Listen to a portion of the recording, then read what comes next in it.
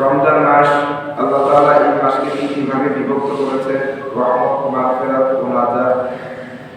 রহমত শেষ করেছি আমরা, মাগফিরাতে উপনীত হয়েছি। মাগফিরাতও আজকে আমাদের থেকে বিদায় নেবে এবং মাগফিরাত বিদায় নেবে এবং এর সঙ্গে সঙ্গে আমাদের আরেকটি আমল আমাদের সঙ্গে জড়িয়ে যাবে। রমজান মাস আল্লাহ তাআলা প্রত্যেকটি আমলের বিনিময়ে 70 গুণ সওয়াব দিয়ে থাকে। তো এই মাসের বিশেষ কিছু আমল আল্লাহ তাআলা দিয়ে দিয়েছেন, যেমন তারাবির নামাজ, এবং তেমনিভাবে এই মাসের আরেকটি আমল হচ্ছে ইতিকাফ। এবং আমাদের সমাজে আমরা যারা বিত্তবান রয়েছি, অর্থাৎ যাদের উপর আমাদের যাকাত ফরজ হয়ে গিয়েছে, আমরা যাকাতের হিসাবটা রমজান মাস আসলেই করি। এ কারণেই যে আমাদের আলেম-ওলামাগণ যাকাতের হিসাবটা রমজান মাসেই দিয়ে থাকেন, যে রমজান মাসে যদি কেউ 1 টাকা দান করে তাহলে তার আমলনামায় 70 টাকা দান করার সওয়াব দেওয়া হয়। তো এত বেশি সওয়াব দেওয়া হয় এই কারণে রমজান মাস আসলে আমরা যাকাত দেওয়ার কথা বলে থাকি। মূলত যাকাতটা রমজানের সাথে সামঞ্জস্য নয়, যে মানে মুআল্লাক নয় যে রমজান আসলেই যাকাত দিতে হবে এমনটা নয়। যাকাত আপনি সারা বছরেই হিসাব করে আপনি সারা বছরেই দিতে পারবেন, কিন্তু রমজানে দিতে বলা হয় এই কারণে যে রমজানে কোনো কিছু দান করলে যেহেতু 70 গুণ সওয়াব বেশি পাওয়া যায়, এজন্যই যাকাতের কথাটা আমরা রমজান আসলেই একটু নিজেদের আমলে নিয়ে থাকি। তো গত জুমায় আমি যাকাতের নিসাব সম্পর্কে অল্প সময়ের মধ্যে যতটুকু বলা দরকার হয়তো বা বুঝতে পেরেছি কিনা জানি না, তবে যাকাতের নিসাব সম্পর্কে আমি গত জুমায় বারবার বলেছি যে যারা এ সম্পর্কে ভালো জানে তাদের কাছ থেকে জেনে আপনারা যাকাতের নিসাব পরিমাণ যদি আপনি হয়ে থাকেন তাহলে সেটা অবশ্যই আদায় করবেন। মনে রাখবেন যে আল্লাহ তাআলা পবিত্র কোরআনে যত জায়গায় নামাজের কথা বলেছেন তত জায়গায় আল্লাহ তাআলা যাকাতের কথাটাও বলেছেন, এবং নামাজের পরেই আল্লাহ তাআলা যাকাতের কথাটা বারবার বলেছেন। এবং আল্লাহ তাআলা পবিত্র কোরআনে হুকুম সম্পর্কিত 500 আয়াতের মধ্যে আমি বলেছি যে 82 জায়গায় আল্লাহ তাআলা যাকাত সম্পর্কিত কথা বলেছেন। তো এজন্য কোনো ব্যক্তি যদি তার উপর যাকাত ফরজ হয়ে থাকে আর সে যদি যাকাত আদায় না করে, মনে রাখবেন যে তার জন্য রোজ কিয়ামতের দিন জান্নাতটা হারাম হয়ে যাবে। নাউজুবিল্লাহ, আল্লাহ তাআলা আমাদেরকে মাফ করুন। তো এজন্য আপনি শুধু নামাজ পড়বেন, কালেমা পড়ে ঈমান নিয়ে আসবেন, অথচ যাকাতের হুকুমকে আপনি অস্বীকার করবেন। আপনি রমজানে রোজা রাখবেন আর আপনি চিন্তা করবেন যে আমি তো আল্লাহর হুকুমগুলো পরিপূর্ণভাবে হয়তো আদায় করতেছি, আল্লাহ তাআলা আপনাকে জান্নাত দিয়ে দিবে, এমনটা নয়, যেহেতু আপনি যাকাতকে অস্বীকার করেছেন। তো এই যাকাত আদায় করার ব্যাপারে আমাদের নির্দিষ্ট কিছু জায়গা রয়েছে, যেটা আল্লাহ তাআলা নিজেই উল্লেখ করে দিয়েছেন যে এই জায়গাগুলো ব্যতীত তুমি যদি যাকাত দিয়ে থাকো তাহলে তোমার যাকাতটাও আমি কবুল করব না। এখন আপনি নিসাব পরিমাণ সম্পদের মালিক হয়েছেন, আপনি যাকাত আদায় করতেছেন, কিন্তু যাকাত আদায় করার ক্ষেত্রে আপনি তাহকিক করতেছেন না যে আপনি আপনার যাকাতের সম্পদটা, যাকাতের টাকাটা আপনি কোথায় দিচ্ছেন। এটা যদি আপনি বিনা তাহকিকে দিয়ে থাকেন তাহলে সেটা যদি সঠিক জায়গায় না পৌঁছে থাকে তাহলে মনে রাখবেন যে আপনি যাকাত দেওয়ার পরও আপনার যাকাতটা আদায় হয়ে যাবে। আমি আমাদের সমাজের যাকাত দেওয়ার প্রচলনটা বলেছিলাম যে আমাদের সমাজে আমরা যাকাত দেই, কিন্তু সেটা আমরা শাড়ি লুঙ্গির মধ্যেই সীমাবদ্ধ রাখি। এবং বিভিন্ন ব্যবসা প্রতিষ্ঠানে যারা ব্যবসা করেন তারা হয়তো তাদের দোকানে, যারা কাপড় ব্যবসায়ী বিশেষ করে আছেন, তারা দোকানের সামনে লিখে রাখেন যে এখানে যাকাতের লুঙ্গি শাড়ি পাওয়া যায়। মনে রাখবেন এটা নিয়ে আপনি ইসলামকে কটাক্ষ করতেছেন। কোনো ব্যবসায়ী যদি এটার সাথে জড়িত থাকেন, ইস্তেগফার করে নেবেন যে আপনি কখনো আপনার দোকানের সামনে এ ধরনের কথা লিখে রাখবেন না। এতে আপনি ইসলামকে কটাক্ষ করতেছেন, কারণ ইসলাম আপনাকে গরিব এবং ধনীর মধ্যে কোনো পার্থক্য করে দেয় নাই। যদি এটা করে দিত তাহলে ইসলাম দারিদ্রতার মাধ্যমে আসতো না, তাহলে ইসলাম অনেক বড় বা ধন সম্পদের মাধ্যমে ইসলাম আসতো। আমরা আল্লাহ রাসূল সাল্লাল্লাহু আলাইহি ওয়াসাল্লামের জীবনী এবং সাহাবীগণের জীবনী থেকে আমরা এটা খুব স্পষ্টভাবে বুঝতে পারি যে ইসলামের অবস্থাটা খুব নাজুক অবস্থায় ছিল। এবং ইসলামের যারা ইসলাম গ্রহণ করেছে তাদের অধিকাংশই দরিদ্র ছিল। বংশীয় মর্যাদায় যদিও বা তারা অনেক উঁচু বংশের ছিল, কিন্তু আর্থিক অবস্থায় তারা অনেকটা দুর্বল ছিল। আমরা বিভিন্ন যুদ্ধের ঘটনা শুনেছি যে হযরত আবু বকর রাদিয়াল্লাহু তাআলা আনহু দানের কথা আমরা শুনেছি যে হযরত আবু বকর রাদিয়াল্লাহু তাআলা আনহু কে যখন প্রশ্ন করা হয়েছিল যে তাবুক যুদ্ধের সময় যে তুমি তোমার বাড়িতে কি রেখে এসেছো, যে হে আবু বকর তুমি কি দান করেছো, তো হযরত আবু বকর রাদিয়াল্লাহু তাআলা আনহু উত্তর দিয়েছিলেন যে আমি আমার বাড়িতে আল্লাহ এবং আল্লাহর রাসূলকে ছাড়া আর কোনো কিছুই দানের জন্য অবশিষ্ট রেখে আসি নাই, অর্থাৎ আমার যতটুকু সম্পদ ছিল আমি সবকিছুই দান করে দিয়েছি। তো হযরত ওমর রাদিয়াল্লাহু তাআলা আনহু সেদিনও হযরত আবু বকর রাদিয়াল্লাহু তাআলা আনহুর সাথে দান করার ব্যাপারে তিনি প্রতিযোগিতায় ছিলেন। তিনি বলেছেন যে আজকে যখন আল্লাহ রাসূল সাল্লাল্লাহু আলাইহি সাল্লাম আমাকে দানের কথা জিজ্ঞাসা করবে তখন আমি বলবো যে আমি আমার সম্পদের অর্ধেক দান করে দিয়েছি। সুবহানাল্লাহ। আর যখন আবু বকর রাদিয়াল্লাহু তাআলা আনহুকে আল্লাহ রাসূল সাল্লাল্লাহু আলাইহি সাল্লাম প্রশ্ন করলেন তখন হযরত আবু বকর রাদিয়াল্লাহু তাআলা আনহু বললেন যে আমি তো আল্লাহ এবং আল্লাহর রাসূলকে ছাড়া কোনো কিছু অবশিষ্ট রাখি না। দেখেন যে তারা দানের ব্যাপারে নিজেদের মধ্যে প্রতিযোগিতা করেছে, আর আমি আপনার উপর যাকাত খরচ হয়ে গিয়েছে সেটাও আমরা দিতে বা সেটার হিসাব করতে আমরা কার্পণ্য করি।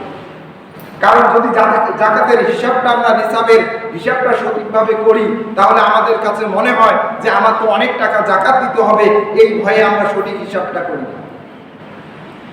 এবং যাকাত দেওয়ার ক্ষেত্রে আমরা এটা লক্ষ্য করি না যে আমি কাকে যাকাত দিচ্ছি, আমি কি উদ্দেশ্য যাকাত দিচ্ছি। যাকাতের একটা অর্থই হচ্ছে যে কোনো ব্যক্তি যদি সেই যাকাতের সম্পদটা কাউকে দিয়ে দেয় সেটা তাকে বিনা শর্তে দিবে এবং ওই ব্যক্তিকে তার সম্পদের অর্থাৎ ওই যাকাতের মালিক বানিয়ে দেবে।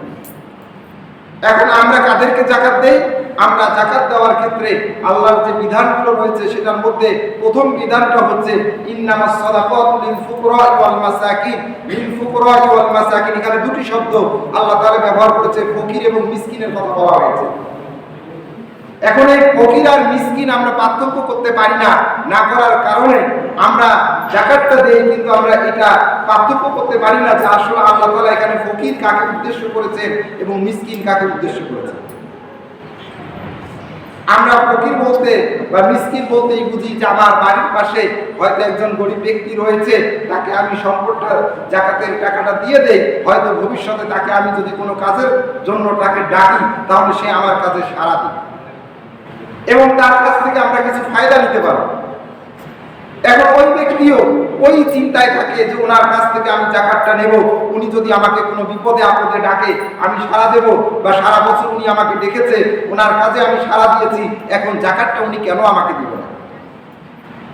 আমাদের সমাজে এটা প্রচলন রয়েছে। কিন্তু আল্লাহ তাআলা এটা বলেনি যে যাকাত দিয়ে তুমি তার কাছ থেকে কোনো উপকারের চিন্তা করো। যদি সহজে বলতে চাই যে ফকির এবং মিসকিনের এখানে তাফসিরে যেটা এসেছে যে ফকির এবং মিসকিন যদি সহজে আপনাদেরকে বুঝাতে চাই তাহলে হচ্ছে যে ফকির বলা হয় ওই ব্যক্তিকে যে ব্যক্তির সম্পদ নেই কিন্তু ওই ব্যক্তি কারো কাছে হাত পাতারও চিন্তা করে না এবং সে হাত পাততে গিয়ে লজ্জা বোধ করে, সেই ব্যক্তি হচ্ছে ফকির। এবং মিসকিন হচ্ছে যিনি রাস্তায় রাস্তায় সওয়াল করে বেড়ায়, তার সম্পদ নেই কিন্তু তিনি সওয়াল করে বেড়ায়, তাকে বলা হয় মিসকিন। খুব সহজে বোঝার জন্য এটা আমি বলতেছি। তো এই দুই ব্যক্তিকে আমরা আমাদের যাকাতের সম্পদটা দিয়ে দেব এবং দিয়ে দেব আমরা এমন চিন্তা করব যে তার থেকে আমি যেন কোনো উপকার কখনো গ্রহণ না করি এবং উপকারের চিন্তাও করব না। তাকে আমি আমার সম্পদটা যাকাতের যে পরিমাণটা তাকে আমি সেটার মালিক বানিয়ে দেব। এখন আমি যদি তাকে মালিক না বানিয়ে দিয়ে আমি যদি তাকে শাড়ি লুঙ্গি দিয়ে যাকাত আদায় করি, মনে রাখবেন আপনার যাকাতটা হবে না। কারণ যাকাতের অর্থই হচ্ছে তাকে সম্পদের মালিক বানিয়ে দেওয়া। শাড়ি লুঙ্গি তো তার প্রয়োজন নেই, শাড়ি লুঙ্গি দিয়ে আপনি তাকে কি বোঝাতে চাচ্ছেন? প্রশ্নটা আপনাদের কাছে। ওয়াল আমিলিনা আলাইহা ওয়াল মুআল্লাফাতি কুলুবুহুম, এখানে আর দুই শ্রেণীর কথা বলা হয়েছে যে ওয়াল আমিলিন, এবং যারা যাকাত আদায় কাজে নিয়োজিত থাকে। শুধুমাত্র এখানে একটা শ্রেণী রয়েছে যেখানে ধনী গরিব সকলকেই যাকাত দেওয়া যাবে, যে যারা যাকাতের কাজে অর্থাৎ যাকাত আদায় করে এবং যাদেরকে রাষ্ট্র নিয়োজিত করে যে আপনি যাকাত ধনীদের থেকে যাকাতের মাল সংগ্রহ করবেন এবং করে সেটা দরিদ্রদের মাঝে বিতরণ করে দিবেন। এই শ্রেণীর লোক যারা নিয়োজিত থাকবে, এই লোকদেরকে যে বেতনটা দেওয়া হবে সেটা যাকাতের অংশ থেকে তাদেরকে বেতন দেওয়া হবে। এখন এখানে মাসলা আরেকটি, যে এ ধরনের লোক আমাদের রাষ্ট্রীয় অনেকে নিয়োজিত আছে, কিন্তু তাদেরকে যদি রাষ্ট্রীয় কোষাগার থেকে বেতনভুক্ত করা হয় তাহলে তিনি এই যাকাতের অংশ থেকে আর বেতন নিতে পারবেন না। কিন্তু আমাদের সমাজে এই আয়াতগুলো, এই ব্যাখ্যাগুলো ভিন্ন বিশ্লেষণ করে আমাদের সমাজে অনেকেই রয়েছে যাকাতের টাকা খেয়ে ফেলে। এখন আমি আপনি যে যাকাত দিচ্ছি, আমি আপনিও তো এটা তাহকিক করতেছি না যে আমার যাকাতটা আমি যে দিচ্ছি সেটা সঠিক জায়গায় পৌঁছাইতেছি কিনা। এবং এখানে আরেকটি শ্রেণীর কথা বলা হয়েছে ওয়াল মুআল্লাফাতু কুলুবুহুম, যে ইসলামের প্রতি আকৃষ্ট করার ক্ষেত্রে তোমরা যাকাত দিয়ে দাও। অনেকেই ব্যাখ্যা করেন যে এই আয়াতের এই অংশটা যাকাতের 8টা খাতের মধ্যে এই খাতটাকে বিলুপ্ত করা হয়েছে। এখন অনেকেই এটাকে ভিন্নভাবে বিশ্লেষণ করে যে ওয়াল মুআল্লাফাতি কুলুবুহুম, ওয়াল মুআল্লাফাতি কুলুবুহুম বলতে বেধর্মীদেরকে তোমরা যাকাত দাও যাতে তারা ইসলামের দিকে আকৃষ্ট হয়ে যায়। এটা ইসলামের প্রারম্ভিক যুগে ছিল, বর্তমান যুগে এটা যেহেতু নাই, এটা রহিত হয়ে গিয়েছে। আল্লাহ তাআলা আমাদেরকে মাফ করুন যে এই ব্যাখ্যাটা কিন্তু ভুল। এখানে ওয়াল মুআল্লাফাতু কুলুবুহুম মুফাসসিরিনগণ নিয়ে এসেছেন যে ওয়াল মুআল্লাফাতু কুলুবুহুম, যদিও এটা বলা হয়েছে আসলে এটা নয়, এটা হচ্ছে যারা নতুন ইসলাম গ্রহণ করেছে এবং ইসলাম গ্রহণ করার কারণে তারা দারিদ্র হয়ে গিয়েছে, তাদেরকে তোমরা এই যাকাতের অর্থ দিয়ে তাদেরকে ইসলামের প্রতি আরো আকৃষ্ট করে নাও। কোন বিধর্মীকে যদি আপনি যাকাতের টাকা দেন তাহলে মনে রাখবেন যে আপনার যাকাত আদায় হবে না। অথচ আমরা এই জায়গাটুকুরও আমাদের সমাজে ভিন্নভাবে আমাদের সামনে উত্থাপন করা হয়ে থাকে। এবং অফির রিকাবি ওয়াল গারিমিন ওয়া ফি সাবিলিল্লাহ, অফির রিকাব ওয়াল গারিমিন, যে অফির রিকাব বলা হয়েছে যে কারো যদি, যেহেতু এটা আমাদের এখন সমাজে প্রচলন নেই, যে কোনো দাস মুক্তির ক্ষেত্রে তাকে যাকাতের টাকা দেওয়া এবং তাকে মুক্ত করে দেওয়া, এটা হচ্ছে ওই দাসকে, যে দাস তার মুনিবের সাথে চুক্তিবদ্ধ হয়েছে যে আমি কাজ করে তোমাকে যদি 10,000 বা 50,000 টাকা দেই তাহলে তুমি আমাকে মুক্ত করে দিবে। এ ধরনের দাসকে আপনি যাকাতের টাকা দিতে পারেন এবং সে সেই টাকা তার মুনিবকে দিয়ে সে তার নিজের মুক্তিপণ নিয়ে নিতে পারে। কিন্তু কোনো গোলামের সাথে যদি এমন শর্ত না থাকে, ওই গোলামকে যদি আপনি যাকাতের টাকা দেন তাহলে আপনার যাকাত আদায় হবে। যেহেতু গোলাম এবং বাদীর প্রচলন এখন নাই, সেহেতু এই মাসলাটা আমাদের প্রয়োজন হয় না, তবে আমাদের জানা দরকার। এবং ওয়াল গারিমিনা ওয়া ফি সাবিলিল্লাহ, ওয়াল গারিমিনা বলা হয়েছে যে যারা ঋণ করেছে, কোনো ব্যক্তি যদি এমন হয়ে থাকে যে এক সময় সে অনেক সম্পদশালী ছিল কিন্তু সে ঋণ করে একেবারেই নিঃস্ব হয়ে গিয়েছে, এখন আপনি চিন্তা করে দেখতেছেন যে আপনার আত্মীয় স্বজনের মধ্যে রয়েছে, আপনার পাড়া প্রতিবেশীর মধ্যে রয়েছে, সে এমন ঋণগ্রস্ত হয়েছে যে সে তার এই ঋণটা আর পরিশোধ করার মতো ক্ষমতা রাখে না এবং আগামী কয়েক বছরেও সে যে এই ঋণ পরিশোধ করতে পারবে এমন চিন্তাধারাও করা যায় না। এ ধরনের ব্যক্তিকে আপনি যাকাতের টাকা দিতে পারেন। এবং এখানে আরেকটি কথা বলা হয়েছে যে আল্লাহর রাস্তায় যারা রয়েছে, এটা একটু সতর্কভাবে শুনবেন, যে এখানে আল্লাহর রাস্তায় যারা রয়েছে তাদেরকে যাকাতের টাকা দেওয়া যাবে। এখানে আল্লাহর রাস্তায় বলতে আমাদের সমাজে যদিও এটার ভুল ব্যাখ্যা হয়ে থাকে, যে আল্লাহ রাস্তায় বলতে এখানে শুধুমাত্র দুটা শ্রেণীর কথা বলা হয়েছে। একটি হচ্ছে যারা সরাসরি জিহাদে অংশগ্রহণ করে। এখন কোন ব্যক্তি তার সম্পদ রয়েছে, বাড়িতে তার প্রচুর সম্পদ রয়েছে, কিন্তু তিনি জিহাদে অংশগ্রহণ করেছে এবং সেখানে আপনি উপস্থিত রয়েছেন, বা আপনার বাড়ির পাশে সে জিহাদে অংশগ্রহণ করেছে, এমন হতে পারে, বা সে জিহাদে যাবে এমন হতে পারে, যে ওই ব্যক্তিকে আপনি যাকাতের টাকা দিতে পারেন, যে আপনি এই যাকাতের টাকা দিয়ে যুদ্ধের সরঞ্জাম কিনতে পারেন, অথবা আপনি যুদ্ধের সরঞ্জাম কিনে তাকে আপনি দিয়ে দিতে পারেন। এটা হচ্ছে ফি সাবিলিল্লাহর একটা ব্যাখ্যা। এখানে ফি সাবিলিল্লাহর ব্যাখ্যা ভিন্নভাবে হয়, হয়তো এটা আপনারা বুঝতেছেন, আমার বলার প্রয়োজন নেই। এবং আরেক ব্যক্তির কথা বলা হয়েছে ফি সাবিলিল্লাহ দ্বারা, সেটা হচ্ছে ওই ব্যক্তি যে ব্যক্তি নিয়ত করেছিল যে সে হজ করবে, কিন্তু পরবর্তী সময় যে তার উপর হজটা ফরজ ছিল, এজন্য বলা হয় যে যে জিনিসটা আপনার উপর যখন ফরজ হয়ে যায়, আপনার সামর্থ্য থাকলে সেটা সঙ্গে সঙ্গে আদায় করে নেন। তো এখানে বলা হয়েছে যে হজ তার উপর ফরজ হয়ে গিয়েছে, সে হজটা আদায় করতে পারে নাই, পরবর্তী সময়ে সে নিঃস্ব হয়ে গিয়েছে, কিন্তু তার উপর হজটা ফরজ ছিল। একটা বিষয় আপনার উপর ফরজ হয়ে গিয়েছে, সেটা আপনার থেকে রহিত হয়ে যাবে। তো ওই ব্যক্তি যখন এমন পরিস্থিতিতে হয়ে গিয়েছে, ওই ব্যক্তিকে হজটা আদায় করার জন্য আপনি আপনার যাকাতের টাকা দিতে পারেন। এবং এই দুই শ্রেণীর ব্যক্তিকে ফি সাবিলিল্লাহ বলা হয়েছে। এবং আল্লাহ তাআলা এখানে এভাবেই 8টা খাত যাকাতের স্পষ্টভাবে বলে দিয়েছে। এখন যাকাতের টাকাটা তো আপনি এই জায়গাগুলোকে দিবেন, অর্থ হচ্ছে যে আপনি এই ব্যক্তিগুলোকে আপনার যাকাতের টাকা দিয়ে মালিক বানিয়ে দিবেন। এখন এখানে ছোট্ট একটা মাসলা, হয়তো অনেকেই আছেন, আমরা অনেকেই মাদ্রাসার সাথে জড়িত আছি, আমরা মাদ্রাসায় টাকা দিয়ে থাকি যাকাতের টাকা। একটু সতর্ক থাকবেন যে যে সমস্ত মাদ্রাসাগুলোতে আমরা যাকাতের টাকাগুলো দিচ্ছি, সেই টাকা দিয়ে আসলে কাউকে মালিক বানিয়ে দেওয়া হচ্ছে কিনা। আমাদের সমাজে মাদ্রাসা রয়েছে যেখানে গোরাবা পান, অর্থাৎ দরিদ্র শিশুদের বা দরিদ্র যারা রয়েছে ইতিম বাচ্চাদের পড়াশোনার ক্ষেত্রে আমরা যাকাতের টাকাটা উত্তোলন করে থাকি এবং আমরা ওটা সমাজে দিয়ে থাকি। এখন আমি যে এই টাকাটা দিচ্ছি, এই টাকাটা আদৌ ওই সন্তানটা বা ওই ছেলেটা টাকাটা পাচ্ছে কিনা, এবং তাকে একথা বলা হচ্ছে কিনা যে তোমাকে যাকাতের টাকা দেওয়া হচ্ছে। কারণ একটা প্রতিষ্ঠানে অনেক বাচ্চা থাকে যারা অনেক ভালো ফ্যামিলি, যার বাবাই যাকাত দিয়ে থাকে, আবার এমনও সন্তান থাকে যে যাকাত খাওয়ার উপযুক্ত থাকে। এখন দুইজন তো একই লীলা বোর্ডিং থেকে বা একই বোর্ডিং থেকে তাদের রান্না হচ্ছে, তারা খাচ্ছে।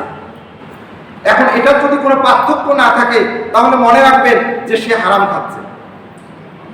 এজন্য আমরা যখন এখানে টাকা দিতে যাই, তখন আমাদেরকে সতর্ক থাকতে হবে। এবং যাকাতের টাকা দিয়ে আপনি কোনো উন্নয়নমূলক কাজে এটা ব্যয় করতে পারবেন না। আমরা রাস্তাঘাট নির্মাণের ক্ষেত্রে বা স্কুল কলেজ নির্মাণের ক্ষেত্রে, মাদ্রাসা নির্মাণের ক্ষেত্রে, আপনি মসজিদ নির্মাণের ক্ষেত্রে যদি আমরা যাকাতের টাকা দিয়ে থাকি, তাহলে আল্লাহ মনে রাখবেন যে আপনার যাকাতটা আদায় হচ্ছে না। কারণ যাকাতের টাকা এই সমস্ত কোনো সেবামূলক প্রতিষ্ঠান বা কোনো কিছু নির্মাণের ক্ষেত্রে যাকাতের টাকাটা আপনি ব্যয় দিতে পারবেন না। আপনি যাকে যাকাতের টাকা দিবেন, সে যখন যাকাতের টাকার মালিক হয়ে যাবে, সে মালিক হওয়ার পরে সেই টাকাটা দিয়ে সে যা ইচ্ছা তাই করতে পারে। তবে এতটুকু স্মরণ রাখতে হবে, যাকে যাকাতের টাকা দিচ্ছেন সে যেন আবার সেটা অন্যায় পথে ব্যয় না করে। এজন্য যাকাতের খাতের ব্যাপারেও আপনি আমাদের সকলকে সতর্ক থাকতে হবে। এবং রমজান মাসে রমজান মাস আসলে যাকাতের কথাটা এ কারণেই বলি, আমি শুরুতেই বলেছি যে এ কারণেই আমরা বলি, যেহেতু রমজান মাসে 1 টাকা দান করলে 70 গুণ সওয়াব পাওয়া যায়, 70 টাকা সওয়াব পাওয়া যায়। তো এই রমজানের আরেকটি গুরুত্বপূর্ণ ইবাদত হচ্ছে ইতিকাফ। ইতিকাফটা আমরা কেন করি? আমরা হয়তো সকলেই জানি যে ইতিকাফ করতে হয় যে মহল্লাবাসী থেকে একজন ইতিকাফ করবে। কিন্তু ইতিকাফের ফজিলত আল্লাহর রাসূল সাল্লাল্লাহু আলাইহি সাল্লাম তার হাদিসে এতভাবে বর্ণনা করেছেন যে আমি নিজেও ইতিকাফের হাদিস পড়তে গিয়ে আমার কাছে মনে হয়েছে যে আল্লাহ তাআলা যদি সুযোগ দিত, তাহলে হয়তো আমি নিজেও ইতিকাফে বসে যেতাম। কিন্তু আমাদের অনেকেরই সুযোগ আছে, কিন্তু আমরা ইতিকাফে বসি না। আমরা বিভিন্ন ধরনের অনেকেই অবসরে আছি, যে বয়স হয়ে গিয়েছে, বাসায়ও তেমন কোনো কাজ নেই, কিন্তু তারপর আমরা ইতিকাফে বসি না। দেখেন আপনি আমাদের এই ছোট্ট জীবনে আমরা কতটুকুই বা আমল করতে পেরেছি, কিন্তু একটা ইতিকাফ যদি আপনি আমল করতে পারি, তাহলে আল্লাহর রাসূল সাল্লাল্লাহু আলাইহি সাল্লামের হাদিসে যে পরিমাণ সওয়াবের কথা বলা হয়েছে, সেই হাদিসটা হচ্ছে যে মানি আতাকাফা আশরান ফি রমাদান قال رسول الله صلى الله عليه وسلم في المعتكاف في الاعتكاف هو يعتكف هو الذنوب ويجزى له من الحسنات كعامل الحسنات كلها। যে আল্লাহ রাসূল সাল্লাল্লাহু আলাইহি সাল্লাম এই হাদিসটাতে বলতেছে যে কোন ব্যক্তি যে আল্লাহ রাসূল সাল্লাল্লাহু আলাইহি ওয়াসাল্লাম ইতিকাফ সম্পর্কে বলতে গিয়ে বলছেন যে কোনো ব্যক্তি যদি ইতিকাফ করে এবং সে যে মহল্লার পক্ষ থেকে ইতিকাফ করতেছে, ইতিকাফ করার কারণে সে তো বাইরের কোনো কিছুই আর করতে পারতেছে না, কিন্তু ওই মহল্লার প্রত্যেকটা মানুষ যে সওয়াবের কাজগুলো করবে তার যে পরিমাণ প্রত্যেকটা মানুষ সওয়াব পাবে, সেই প্রত্যেকটা মানুষের সওয়াবের একটা অংশ যিনি ইতিকাফ করতেছে তার আমলনামায় দেওয়া হবে। সুবহানাল্লাহ। দেখেন কত বড় ফজিলত। এখন আমি যদি ইতিকাফ না করে আমি বাইরে থাকি, আমি তো এত সওয়াব অর্জন করতে পারবো না, কিন্তু আমি ইতিকাফে বসেছি আর আমার বাড়ির পাশে আরেকজন সে ভালো কাজ করতেছে, তাহাজ্জুদ করতেছে, পাঁচ ওয়াক্ত নামাজ পড়তেছে, রোজা রাখতেছে, তার যে সওয়াবগুলো হচ্ছে সেই সওয়াবের একটা অংশ যিনি ইতিকাফে রয়েছে তার আমলনামায় দেওয়া। সুবহানাল্লাহ। দেখেন কত বড় নিয়ামত এবং কত বড় ফজিলতের কথা বলা হয়েছে। এবং আল্লাহ রাসূল সাল্লাল্লাহু আলাইহি ওয়াসাল্লাম আরেক হাদিসে বলেছেন, মানি ইয়াতাকাফা আশরান ফি রমাযান কানা কাহাজ্জাতাইন ওয়া উমরাতাইন। কোন ব্যক্তি যদি উমরা করে, কোন ব্যক্তি যদি ইতিকাফ করে এবং ইতিকাফকারীর আমলনামায় আল্লাহ তাআলা দুটো কবুল হজ এবং দুটো কবুল উমরার সওয়াব দিয়ে থাকে। সুবহানাল্লাহ। দেখেন এত বড় নিয়ামত আমি আপনি চাইলেই এটা খুব সহজে পারবো না। এবং ইতিকাফে আমরা কেন থাকবো, এবং ইতিকাফে যিনি থাকবেন তিনি তো এমনিতেই সৌভাগ্যবান হয়ে যাবেন, কারণ লাইলাতুল কদরের কথা বলা হয়েছে। রমজানের সবচেয়ে বড় ফজিলত যে লাইলাতুল কদর, যে এই মাসকে কেন সম্মানিত করা হয়েছে, যে এই মাসে কোরআন অবতীর্ণ হয়েছে এবং বলা হয় যে কোরআন কবে অবতীর্ণ হয়েছে, যে কোরআন ওই লাইলাতুল কদরে অবতীর্ণ হয়েছে। তাহলে এই লাইলাতুল কদরের মর্তবা এত বেশি যে একটা লাইলাতুল কদর যদি কোনো বান্দা যদি পেয়ে যায় এবং সে যদি ওই একটা লাইলাতুল কদর আদায় করে, তাহলে সে 83 বছর আমল করার সওয়াব পেয়ে যায়। সুবহানাল্লাহ। এখন এই লাইলাতুল কদর কি এবং এটা কি আমাদের জন্য, এটা আল্লাহ তাআলা তৌফিক দিলে হয়তো সামনের জুমায় যেহেতু আমাদের লাইলাতুল কদর চলে আসবে, সেদিন আলোচনা করব যে লাইলাতুল কদরের আসলে মর্তবা এবং ফজিলতটা কত বেশি। আর আমি আপনি যদি এই লাইলাতুল কদর না পাই তাহলে আমরা কতটা হতভাগা। এবং যে ব্যক্তি ইতিকাফে থাকবে তিনি এই লাইলাতুল কদর পাওয়ার সম্ভাবনা তার জন্য খুবই সুযোগ। কারণ আমরা জানি যে লাইলাতুল কদরের কথা বলা হয়েছে শুধুমাত্র বেজর রজনীগুলোতে, যে রমজানের শেষ দশকের বেজর রজনীগুলোর কথা বলা হয়েছে, যে বেজর যে রজনীগুলো রয়েছে এই রজনীতে লাইলাতুল কদর পাওয়ার সম্ভাবনা বেশি রয়েছে। কিন্তু বুখারী শরীফে আরো একটি হাদিস আছে, যে হাদিসে এসেছে যে লাইলাতুল কদর শুধুমাত্র বেজর রজনীগুলোতে নয়, লাইলাতুল কদর হচ্ছে ওই রজনীতে যে রমজানের শেষ দশকের যে কোনো রজনী হতে পারে। তাহলে আপনি কি জোর রজনীগুলো বাদ দিতে পারবেন? শেষ দশকের কথা বলা হয়েছে, বুখারীর হাদিস, আপনি এটাকে কিভাবে অস্বীকার করবেন? তো এজন্য লাইলাতুল কদর, যদিও বা অধিকাংশ হাদিসগুলো এসেছে বেজর রজনী সম্পর্কে, তবে একটি হাদিস হলেও তো এসেছে যে যেখানে শেষ দশকের কথা বলা হয়েছে। তো এজন্য লাইলাতুল কদর পাওয়ার, যে আমরা বাড়িতে থাকলে আমাদের লাইলাতুল কদর পাওয়ার সুযোগটা খুব কম থাকে, কারণ নিজেদেরকে কোনো কাজ না থাকলেও আমরা নিজেরাই ব্যস্ত হয়ে পড়ি। আপনার কাজ নেই, আপনি বাড়িতে আছেন, আপনাকে একজন দাওয়াত দিবে যে আজকে চলে আসেন আমার বাড়িতে, কিন্তু আপনি ইতিকাফে থাকলে এই সুযোগ আছে? এই সুযোগ নেই। এবং যে ব্যক্তি ইতিকাফ করবে তাকেও মসজিদে কিছু নির্দিষ্ট এই ফজিলতগুলো পাওয়ার জন্য নির্দিষ্ট কিছু নিয়ম শৃঙ্খলা মেনেই তাকে ইতিকাফ করতে হবে। তো এজন্য যেহেতু আজকের 20 রমজান এবং 21 রমজানের শুরুতে, অর্থাৎ যেহেতু আরবি মাসের গণনাটা শুরু হয় রাত থেকে, অর্থাৎ সন্ধ্যা, অর্থাৎ সূর্য অস্ত যাওয়া থেকেই আরবি মাসের দিনগুলো শুরু হয়ে যায়। তো এজন্য আমরা যারা ইতিকাফে নিয়ত করব তাদেরকে আমাদের আজকেই সূর্য অস্ত যাওয়ার পূর্বেই মসজিদে প্রবেশ করতে হবে। এবং শাওয়ালের চাঁদ যেদিন দেখা যাবে সেদিন মাগরিবের নামাজের পরেই বা শাওয়ালের চাঁদ দেখা যাওয়ার পরেই তার ইতিকাফ শেষ হয়ে যাবে, তিনি বাড়িতে যেতে পারবেন। এবং এটাও বলা হয়েছে হাদিসে যে যে ব্যক্তি ইতিকাফ করলো এবং শাওয়ালের চাঁদ দেখে যখন সে বাড়ির দিকে রওনা হয়, তখন আল্লাহ তাআলা তার ফেরেশতাদেরকে বলে যে দুনিয়ার জমিনে যদি কোনো নিষ্পাপ বান্দাকে দেখতে চাও তাহলে আমার ওই বান্দাকে লক্ষ্য করো। সুবহানাল্লাহ। তা আমরা তো সকলেই নিষ্পাপ হতে চাই, আমরা সকলেই নিজেদের গুনাহগুলো মাফ করাইতে চাই।